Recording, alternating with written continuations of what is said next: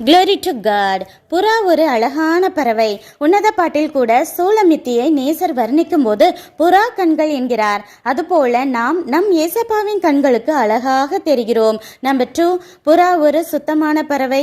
இறுதி வரை ஒரு துணையுடன் மட்டுமே வாழ்வது போல நாமும் பரிசுத்தமாக வாழ தேவன் எதிர்பார்க்கிறார்.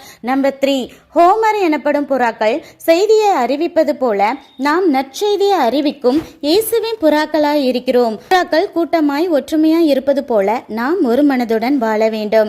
நம்பர் 4, புறா தன் பகட்டை மறைத்து கண்மலை வெடிப்பில் மறைந்து கொள்வது போல நாமும் நம்மை மறைத்து இயேசுவின் நாமம் மட்டுமே மகிமைப்படும்படி ஊழியம் செய்ய வேண்டும்.